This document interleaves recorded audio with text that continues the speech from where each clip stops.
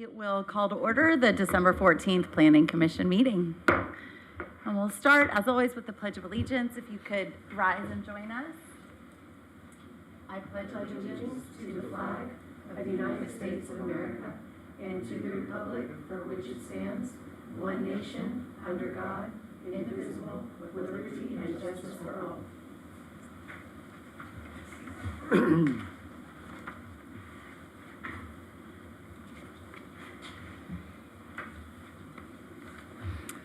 We'll start with roll call. Commissioner Inga, Here. Commissioner Newman, Present. Chair Keldorf. Here. We have quorum. Thank you. Now is the time for public communications. Anybody wishing to come on up and introduce yourself? No. Okay, seeing none, we'll close public communications. Any written communications? Thanks, Eduardo.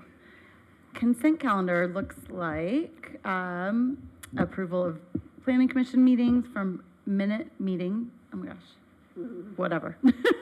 and administrative use permit for beer and wine license at 150 South Pacific Coast Highway. Motion to approve unless anybody wants to pull the. I'd love to pull. Okay. Use I don't permit? know what it is. Yes. the use Administrative permit. use Yes, permit, that, I would yes. love to pull that, just so we could hear a little bit about it. Absolutely. Yep. Okay. So I'll accept a motion to then just approve the meeting minutes. Yes. So moved, yes. Second.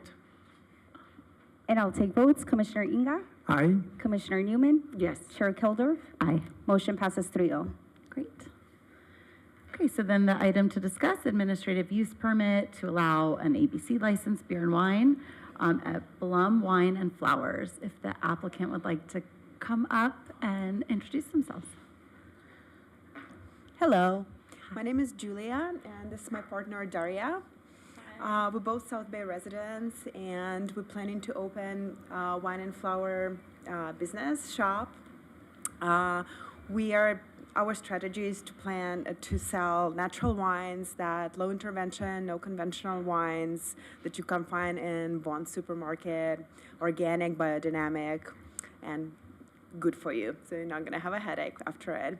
And my beautiful partner, she's European trained, and she's gonna be doing beautiful flower arrangements that we're gonna be selling at the store. So we both, as I already mentioned, we're both South Bay residents. I live in Hermosa, she lives in Manhattan Beach, and we've been thinking to open a business for quite a while, and we were specifically targeting and looking for a perfect space in El Segundo because we think that it's very new and upcoming place with a lot of new families that would be interested in our business. And we finally found a perfect spot on 150 PCH with the perfect landlord that's taking care a lot for his place, and we're really happy to be a part of the community. Thank you. We You look forward. did say pretty much everything. Sorry. Yeah. Can you tell, I can't visualize where 150 South PCH. It's right before, it's on the cross of PCH and El Segundo Boulevard.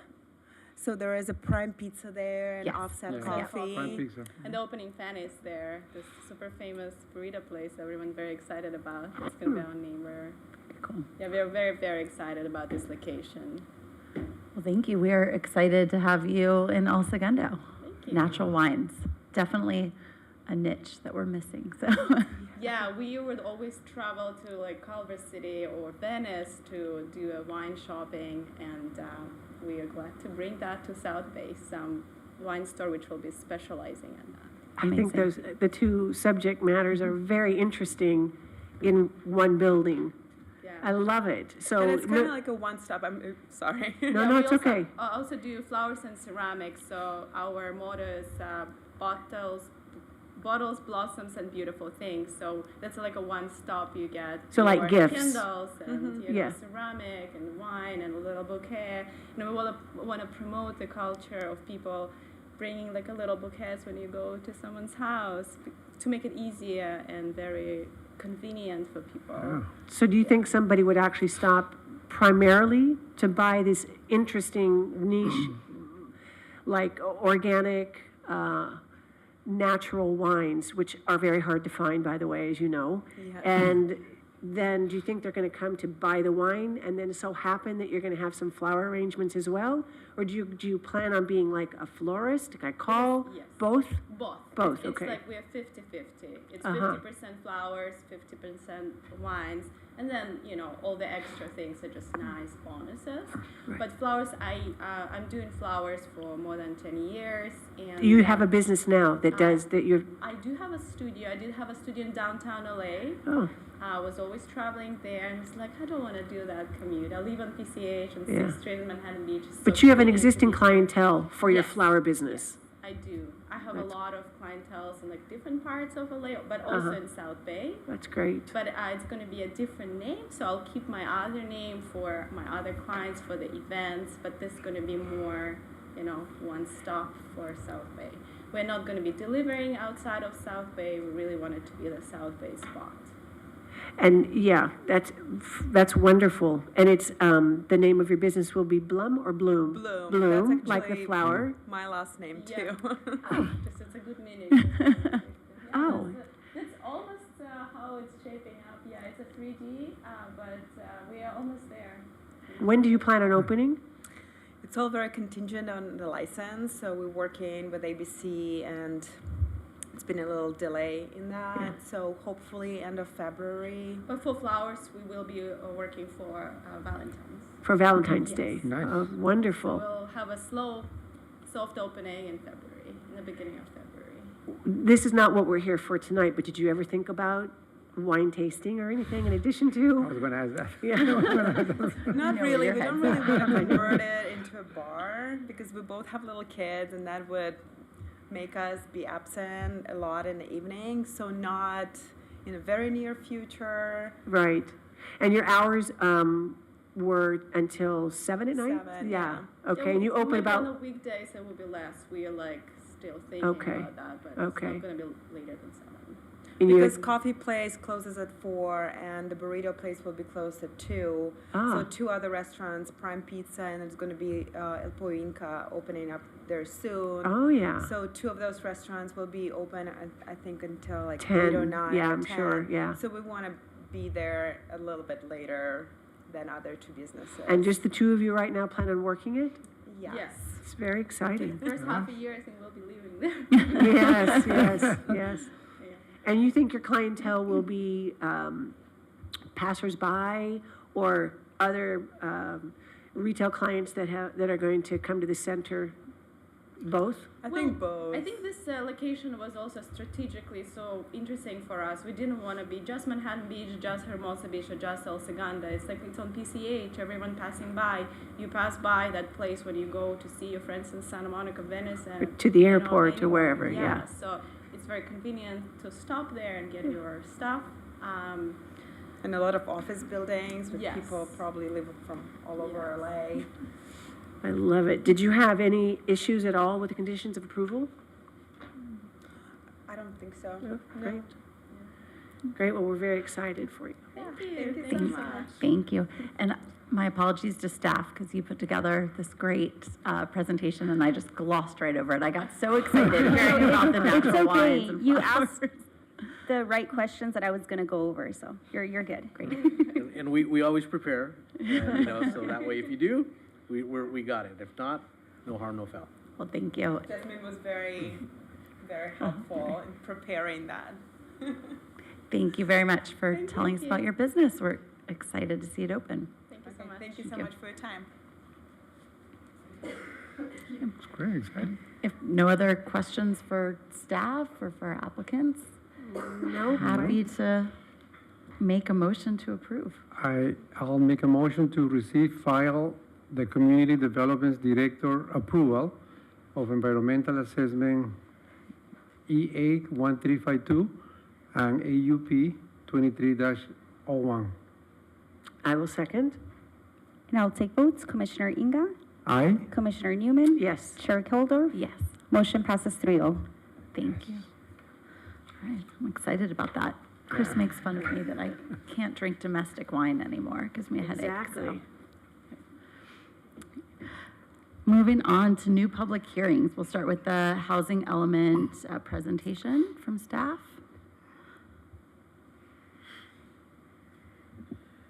So I'm going to go ahead and turn this over to our principal planner, Paul. He's, as you know, he's kind of our housing element guru. There are a couple things that we need to do pursuant to state, which is, doing these annual report backs. That annual report back will be done probably around February or March of next year. The purpose of this meeting is to kind of hold like a community meeting to, in accordance with what we specified we'd be doing within our housing element. So this is to address and comply with what we said we'd be doing in our housing element. So with that, I'll just go ahead and turn that over to Paul.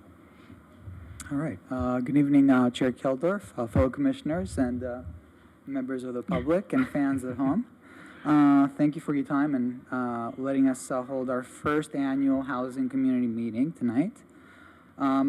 I know that you're familiar with a lot of the material regarding the housing element, but because this is kind of primarily addressed to the public, you will hear some things that you're already familiar with, so I apologize for that. But I'll try to kind of race through the presentation. Last year, the City Council adopted the city's housing element, as you know, and it is an 8-year plan for addressing the city's housing needs. One of the major housing element goals is to communicate with residents about the plan, a report on our progress, solicit input from the community about how well we are doing and implementing, and perhaps what else we should be focusing on while we do this. This meeting is part of our overall outreach program, and which I will touch on a little bit later in the presentation. But first, I would like to cover some housing element basics for the public that's watching. The housing element is part of the city's general plan, which has 9 other elements. The state of California requires every city to update its housing element every 8 years, and it sets strict parameters and obligations on cities. These are the main contents of the housing element. There is a community profile section that describes demographic conditions in the city and assesses current and future housing needs. There is a constraints section that addresses governmental constraints on housing development, such as regulations that impede development, and non-governmental constraints such as the availability of land or the market conditions and other things. There's sections for housing resources and a housing plan. This presentation will focus more on the resources and the plan, meaning the goals and the programs and policies for meeting those goals. So starting with facilitating the production of a state-required number of housing units, including units that are affordable to households of lower incomes. Every 8 years, as I mentioned, the state assesses the need for housing statewide and allocates the need among various regions and municipalities. And this table here shows the state allocation for the city of El Segundo. So for the 8-year period from 2021 to 2029, the city needs to incentivize, facilitate, and or require developers to provide 521 new housing units, including 390 at below market rates. So next, sort of the housing solutions, the main housing solutions, the areas in the city where we hope to provide all this new housing. Our housing element anticipates that the goal of the 521 units will be met in 3 ways or 3 areas: through construction of accessory dwelling units, through already entitled projects, and through the site's inventory or rezoning program in the housing element. With regard to accessory dwelling units, the housing element estimated conservatively that about 120 ADUs would be permitted constructed during this 8-year planning period, or about 15 ADUs per year. In the first couple of years of the planning period, we've had 19 permits issued for ADUs in 2021, 34 issued in 2022. So far this year, we've had 6 issued, but 29 applications for ADUs. So based on these numbers, we anticipate that we won't have a problem meeting the goal for ADU construction in the city by 2029.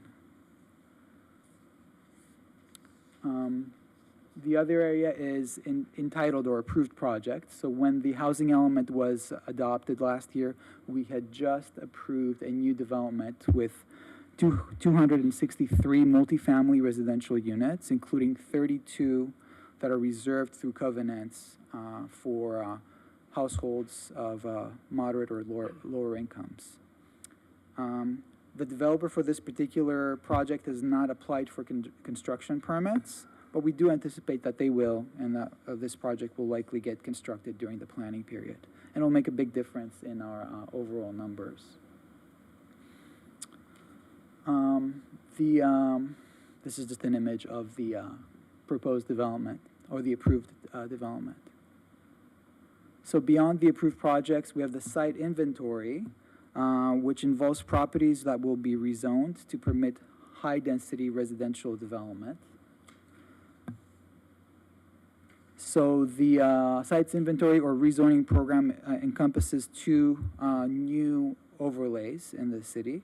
A mixed-use overlay that involves properties primarily along PCH that will allow for mixed-use types of developments, similar to the Pacific Coast Commons project.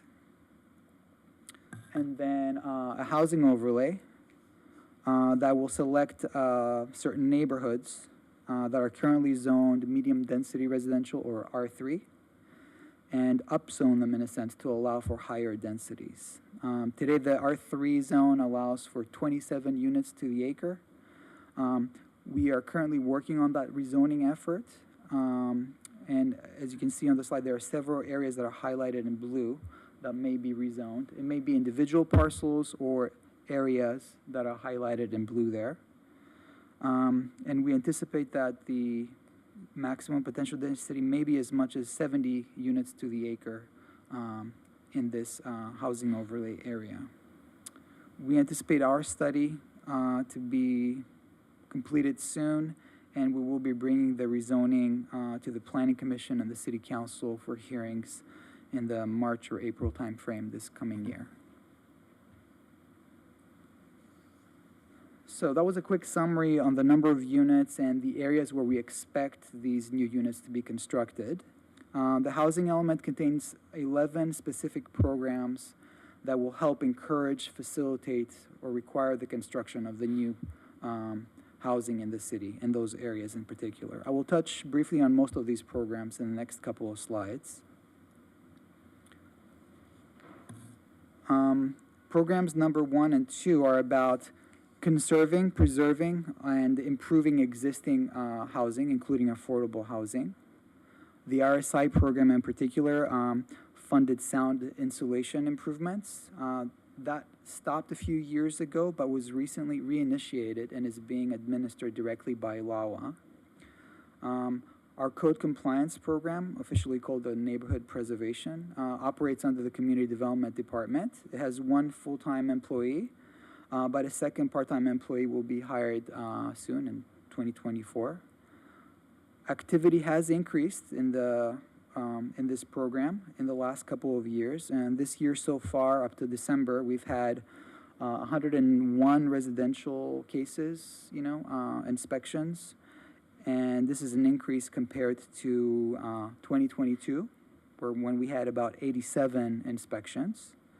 With the addition of a second neighborhood preservation officer, we expect that increase to continue.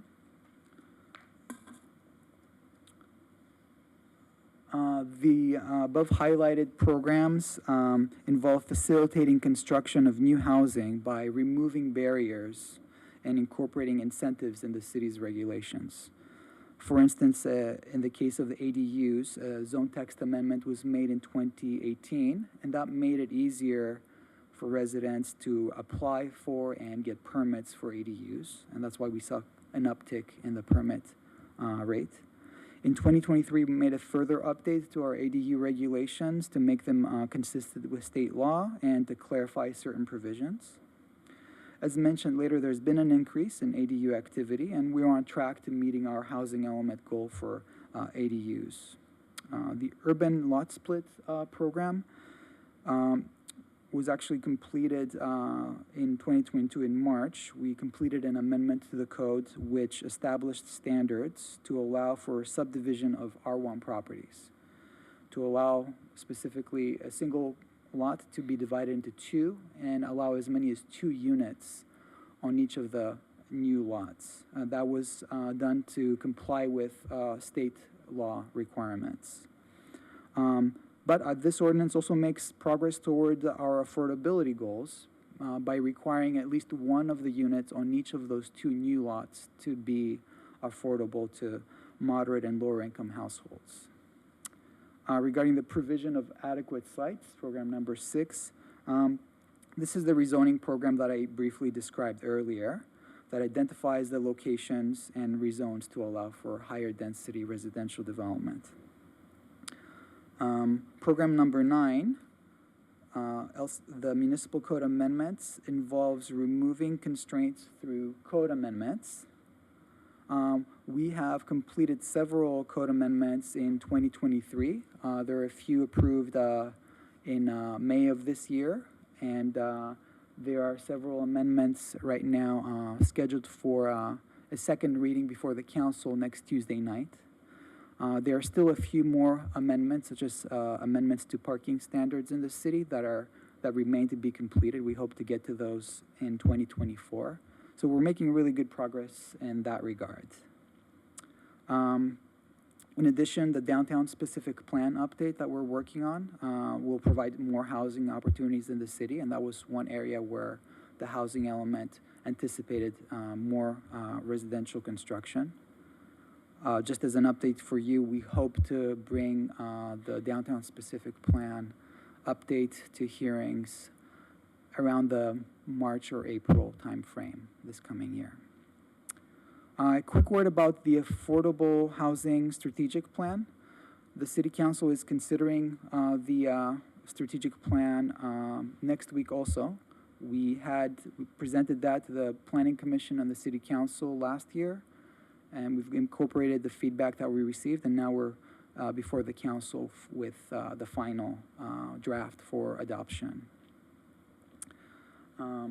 Let's see. And then the last 2 programs that I was going to cover involved taking concrete actions to help provide housing opportunity to all population groups in the city and to kind of avoid discrimination also. Some of the specific actions include meetings and making presentations to community groups and stakeholders, such as today's community meeting. We've had meetings with the Senior Housing Board. We anticipate doing a meeting and presentation to the DEI committee. And in addition to that, the city recently initiated the City Hall pop-up events where we would sort of take City Hall to the neighborhoods, and we plan to have material and answer questions and provide information on housing issues to our residents, sort of person to person with that. Additional actions, specific actions include preparing an annual progress report on the housing element implementation, sharing that with the community and reporting to the state. Accountability is kind of a major topic for the state when it comes to implementing the housing element, and we take that very seriously. In addition, we have other sort of community outreach activities. We have website resources, which I'll go over briefly here. And why don't I go to the next slide just to give people a sense of what we have on our website. So we have a website specifically related to the housing element, and that includes, and that has the actual adopted housing element posted there. Our annual progress reports are posted on that website for anybody to view. We have links for people to sign up for email updates on housing topics. We have video links to various meetings and presentations that we've had and other housing element related documents. Another webpage that we're constructing now is the Housing Division webpage, like that again links to the housing element, has information on fair housing services provided by the LA County, affordable housing resources, information on ADUs, including potential lending sources, financing sources for ADU construction, and other related topics. I mentioned accountability and tracking. This is kind of what our annual housing progress report looks like. Provides a status on the number of units, the market rate, and the affordable units that we permit, and has a status report on each of all of the programs that I outlined in my presentation today. And we complete this report every year at the end of March. Before that, we will bring that report both to you and to the City Council, and then send it up to the state for their review. That essentially covers my presentation. I'll be happy to take questions if you have them. Thank you, Paul. Sure. And so at this stage, the state has signed off on our housing element. There's still something remaining. They've given us, I would call it something of a conditional approval of the housing element, because they want the city to make progress on that rezoning effort or program, because that'll give them a sense that, oh yes, the city is serious and has taken very concrete action to allow higher density residential developments. So we believe that when that is brought to the Planning Commission and City Council and adopted, that the state will officially certify the housing element. Do we have a timeline on that? Yeah, we anticipate to come before you around March or April of this coming year. Thank you. And it'll be everything at once, both the mixed-use overlay. And the housing And the overlay, housing overlay. along with some related municipal code amendments. Thank you. Yeah. Anything else? Questions for staff?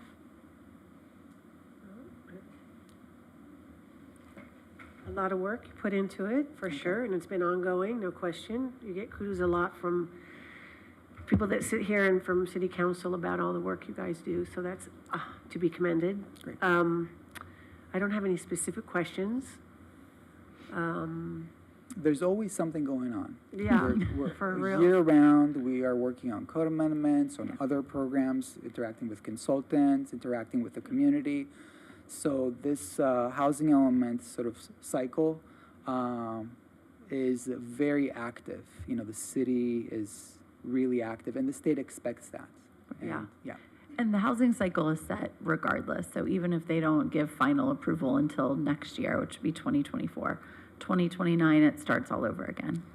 That's right. And we have to make progress in the meantime, regardless. We are making progress. Yeah. What do you think is the most difficult part about the housing element for us, for the city of El Segundo? It's hard for me to guess, but one thing I would mention is that the city does not control the market and developers and residents. So it can put some tools in place, it can put incentives in place, but in the end, the actual construction, financing, and so forth depends on others. So, but as long as the city makes what they call a good faith effort to kind of set the framework, put the framework in place for developers, including affordable housing developers, if it is the case, then we are meeting our obligations to the state. So on the website, you mentioned that there was information for somebody, should they need information about financing. Where do you get that information from? Who is it that in other words, it looks like the city is referring or supporting this as an institution. Where is it that you are actually getting the information from? Well, there are some regional, such as county programs that are around that the county lets the cities know about, so they can take advantage of those things. And there's also some programs at the state level. So, for instance, there is a funding program or grant program through HCD, the Department of Housing and Community Development, specifically aimed towards ADU construction. So Are they could mostly be grants or? Yeah, it could be okay. cities, or it could be individual property owners that can apply for grants to help with an ADU construction project. It's not like a bank or a credit union institution that would be listed as well? There are some sort of, I would call them nonprofit types of institutions Nonprofit, that okay. provide, specific rates perhaps that might be more advantageous, just to assist or subsidize in a sense some housing construction. There's also grant programs that regarding affordable housing construction.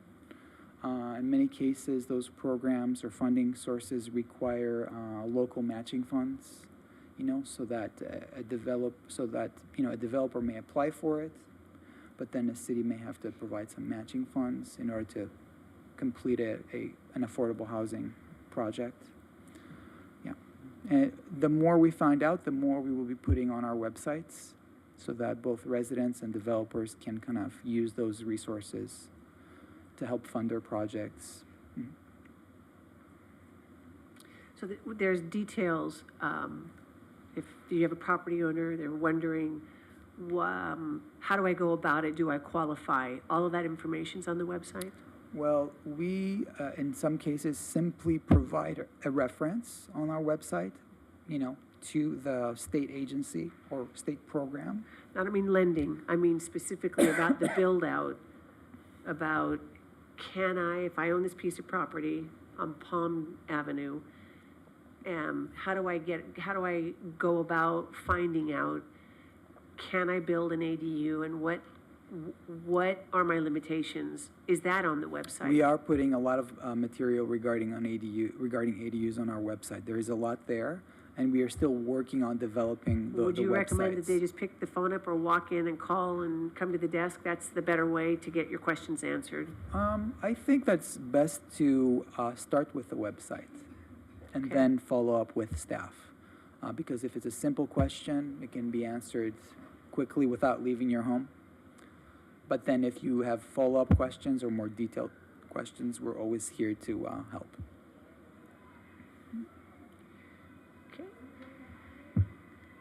Thank you. And I do just want to reiterate, we know how big of an effort this has been. So thank you all for putting that time in, Sure, my keeping us pleasure. on track.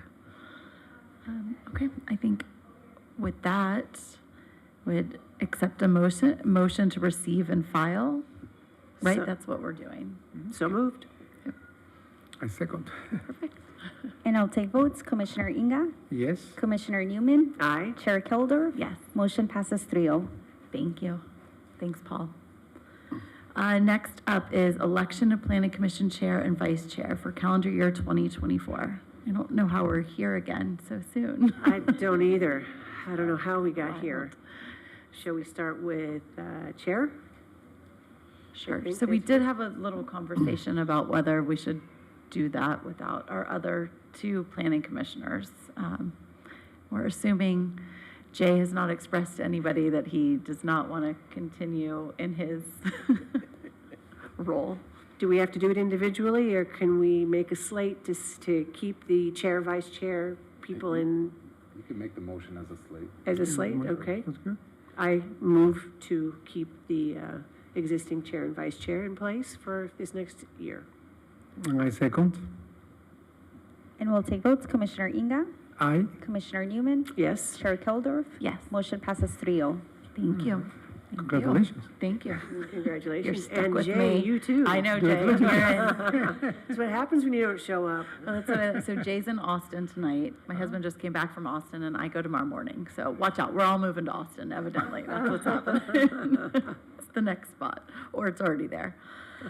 Okay, the last up, discuss possible cancellation of December 28th Planning Commission meeting. I personally won't be in town, so I think it'll be a skeleton crew, Yeah. would be my guess. I'll be out of town also. is there any reason or anything that is on the docket that needs to have happened before the end of the year? No, our pre-agenda has nothing for that, Okay. it needs to be done before the end of the year. I think we've accomplished what we wanted to accomplish with the commission, which is great, and we appreciate that. And so, yeah, the next scheduled meeting would be January 11th. There's some timing issues, so if, there's nothing right now that we have preliminarily, but that doesn't mean to say that something by the end of the year could come up that we would need the commission to weigh in on. But no, there's nothing left for this calendar year. And what are city hall hours over that week? Is that, and I guess over New Year's too, what are the closed days? So City Hall hours continue to be the same, 7 to 5. Doors are open 7 to 5, Monday through Friday, or Monday through Thursday, on Fridays until 4 p.m. City Hall will be closed on on Christmas Day, which, let's see. Monday, I think? Monday, the Yeah, the 25th. 25th and 26th. Okay. So because, so you have December 24th, which is Sunday, Monday, the 25th is City Hall is closed, and Tuesday, the 26th, City Hall is closed. And then the following week, probably the same, the New same Year's thing. Monday, Eve, New Year's Tuesdays. Day. Correct, yes, Okay. yes. Sounds good. Okay, So thank it'll you. be open Wednesday through Friday. Yeah, I'm totally fine canceling that meeting, so Me too. motion to cancel. Do we need to vote on this? I think practically speaking, if you adjourn at the end to January 11th, that'll get the job done. Okay, perfect. Perfect. All right, then next up, report from Community Development Director. No report from me, but given that discussion, happy holidays and see you in 2024. Scary. Yeah, and then just a couple things to convey to you. Home share, that second reading was approved on December 5th by the council, so that will be effective January 4th. So everyone out there who is doing home sharing, you should have received a letter from the city letting you know to renew and or submit a new application along with all the relevant information that's required. You can reach out to myself or Estela Cruz, who's our neighborhood preservation officer. The other item I wanted to just let the commission know, and you heard a little bit about it from Paul's presentation with regards to Program 9. As you may recall, the zone text amendments that we presented to you were presented to the council on the 5th of December, and that was approved.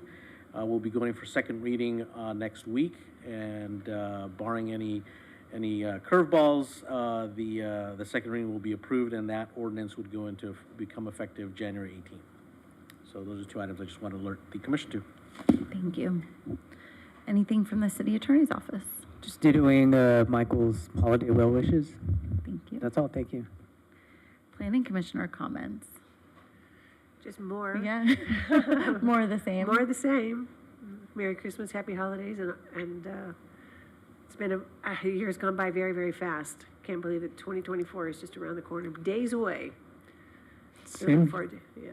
same here. Happy holidays, everyone. Yep, I'll say the same. Happy last night of Hanukkah. All right, then we will adjourn, and I'll go see if there are any latkes left outside.